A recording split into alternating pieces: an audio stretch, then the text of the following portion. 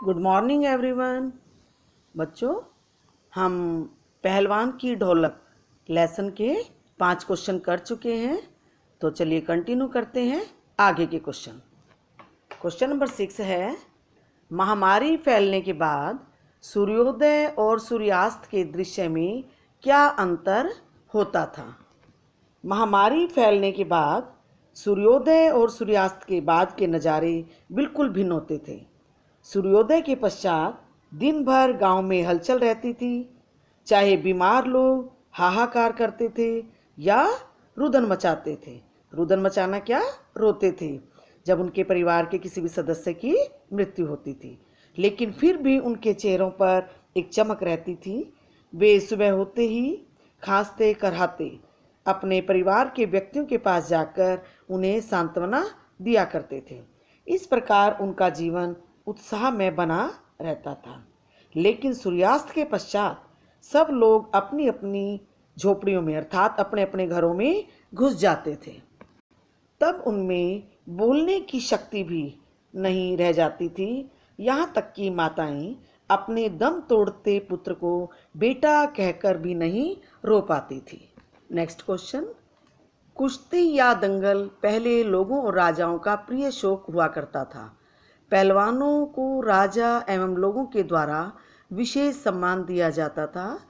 अब इस क्वेश्चन से रिलेटेड 3 क्वेश्चन हैं कि ऐसी स्थिति अब क्यों नहीं है, इसकी जगह अब किन खेलों ने ले ली है, कुश्ती को फिर से प्रिय खेल बनाने के लिए क्या क्या कार्य किए जा सकते हैं।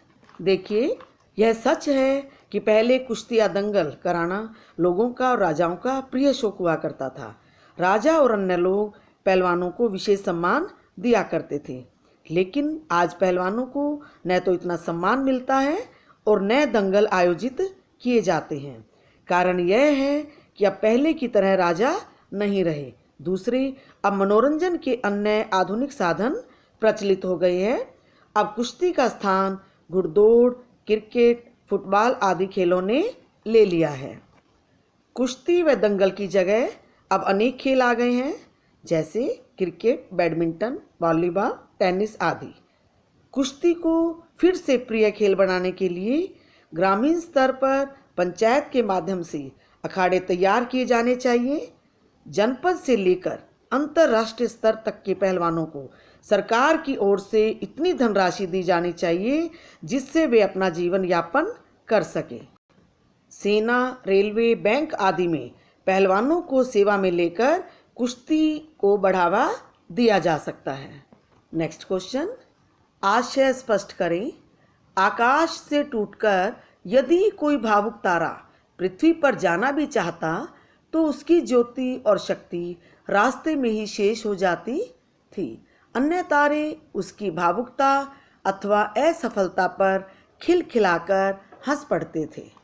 लेखक महामारी के समय का वर्णन करते हुए कहता है कि अमावस की रात में चमकते और टूटते तारों की रोशनी पर प्रकाश डालता हुआ लेखक कहता है कि महामारी से पीड़ित लोगों की दुर्दशा पर भावुक होकर एक तारा आकाश से टूटा और सांत्वना देने के लिए पृथ्वी की ओर दौड़ा। लेकिन वह बेचारा भी क्या करे, वह इतनी दूर है कि उसकी ज्योति और शक्ति रास्ते में ही खत्म हो जाती है। अन्य तारे उस टूटे हुए चमकीले तारे को असफल देखकर, उसकी भावुकता देखकर हंसने लगते हैं। आशय यही है कि अगर कोई उन लोगों को सांत्वना देने के लिए, उनकी मदद के लिए आगे भी आता तो बाकी लोग उसका मजाक उड़ाकर उसे रोकने का प्रयास करते, उस पर खिलखिलाकर हंसते थे।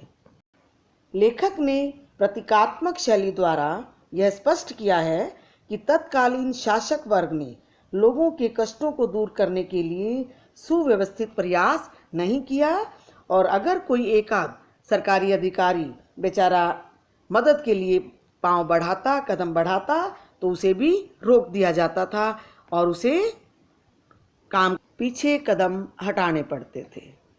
नेक्स्ट क्वेश्चन, पाठ में अनेक स्थलों पर प्रकृति का मानवीकरण किया गया है। पाठ में ऐसे अंश चुनिए और उनका आशय स्पष्ट कीजिए। देखिए, मानवीकरण अलंकार क्या होता है? जहाँ जड़ पदार्थों का वर्णन मानव की तरह किया जाए। तो चलिए देखते हैं उदाहरण। गांव में महामारी के कारण मलेरिया तथा हैजा फैला हुआ था। घर घर से लाशें उठ रही थी। रात्रिकालीन विभीषिका चारों ओर फैली हुई थी, जिसे देखकर लगता था मानो अंधेरी रात भी लोगों की पीड़ा को देखकर चुपचाप आंसू बहा रही हो। अब देखिए, रात का मानवीकरण किया गया है कि वह आंसू बहा रही है। तो यहाँ कवि ने मानवीकरण अलंकार के द्वारा महामारी का स्पष्टीकरण किया है। मानवीकरण का अगला उदाहरण देखिए कि भय से व्याकुल बच्चे के साथ की गई है। जैसे कोई बच्चा डर के कारण थर थर कांपने लगता है, वैसे ही सारा गांव मृत्यु के तांडव से व्याकुल होकर थर थर कांप रहा था। अब यहाँ गांव का व्याकुल होकर थर थर कांपना मानवीकरण किया गया है। नेक्स्ट, महामारी के संकट के समय गांव के लोगों की सहायता करने वाला कोई नहीं था। यदि कोई सरकारी अधिकारी सहायता करने का प्रयास भी करता तो उसकी स्थिति आकाश से टूटे हुए भावुक तारे के समान थी, जो लोगों की सहायता तो करना चाहता था, पर न तो उसके पास उचित साधन थे और न ही उचित शक्ति। उसके सारे प्रयास पृथ्वी पर जाने वाले टूटे हुए तारे के समान थे, जिसकी ज्योति और शक्ति रास्ते में ही समाप्त हो जाती थी। तो यहाँ भी टूटे हुए तारे का मानवीकरण किया गया है सरकारी अधिकारी के रूप में। नेक्स्ट एग्जाम्पल, यहाँ अन्य तारों का अर्थ है सरकारी अधिकारी जो गांव वासियों से सहानुभूति नहीं रखते थे। वह टूटा दुखी तारा अर्थात सरकारी अधिकारी गांव वालों की सहायता करने में असमर्थ रहा। ये लोग उसकी असफलता पर मजाक उड़ाते थे। यहाँ अन्य तारे शब्दों में प्रतीकात्मकता है, मानवीकरण है और कवि ने सुंदर प्रयास किया गया है। कवि ने मानवीकरण के माध्यम से महामारी की भयानकता का बड़ा सुंदर चित्रण किया है। बच्चों, आज का होमवर्क है, क्वेश्चन आंसर अपनी नोटबुक में लिखेंगे और याद करेंगे। Thank you.